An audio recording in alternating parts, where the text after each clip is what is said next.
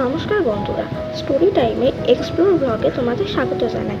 তোমরা জানো যে আমি শিলচর এসেছি। তো আজকে আমি আসামের শিলচরে ইসকনের মন্দির এবং রামকৃষ্ণ মিশন মঠটি ঘুরে দেখব। তোমরা আমাদের সঙ্গে ঘুরে দেখো।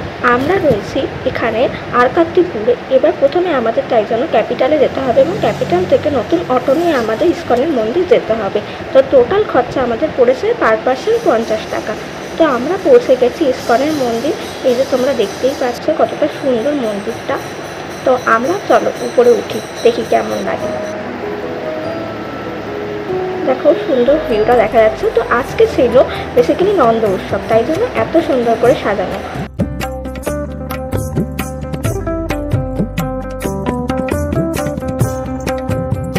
মন্দিরের একদিকে রয়েছে জগন্নাথ দেব, সুভদ্রা এবং বলরাম, আরেকদিকে রয়েছে রাধারানী এবং বর্ণিতা।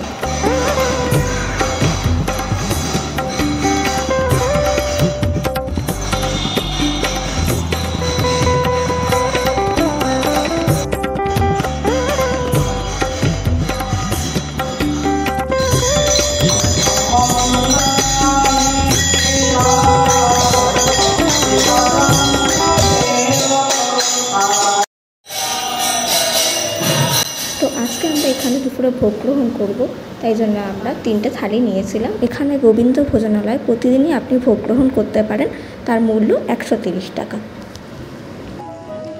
তো এবার আমরা যাচ্ছি রামকৃষ্ণ মিশনে। তো রামকৃষ্ণ মিশন এই ইসকনের মন্দির থেকে খুব বেশি দূরে নয়, 10-15 মিনিট হাঁটা পথ। তো আমরা হেঁটেই পৌঁছে গেছি রামকৃষ্ণ মিশনে। তো দেখুন এই মিশনটি খুবই সুন্দর দেখতে, খুবই সুন্দরভাবে নির্মাণ করা এবং মেনটেন্যান্স করা হয় এই মিশনটিকে।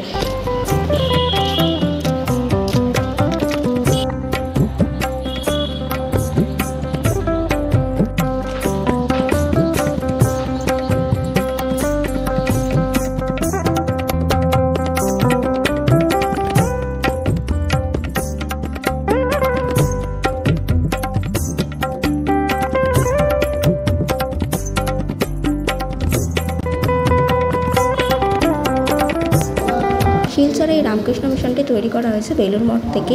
এই মিশনটি তৈরি করা হয়েছে 1924 সালে। এই মন্দিরটি কিন্তু খোলা থাকে রাত্রি 8:30 অবধি। তো আমি যতটা পারলাম তোমাদের ভিউটা দেখানোর চেষ্টা করলাম, তবে ভিতরের ভিউ তো তোলা যায় না, তাই আমি এরপর ভিউটা তুলতে পারলাম না।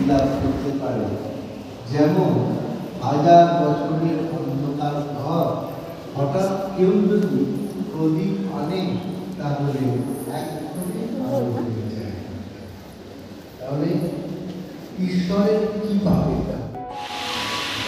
রাত্রিরেও এই মন্দিরে খুব সুন্দর লাইটিং জ্বালানো হয়, যার ফলে মন্দিরটা আরও আকর্ষণীয় হয়ে ওঠে। তো বন্ধুরা, আজকে এইটুকুই। ভালো লাগলে লাইক অ্যান্ড শেয়ার করে দেবেন।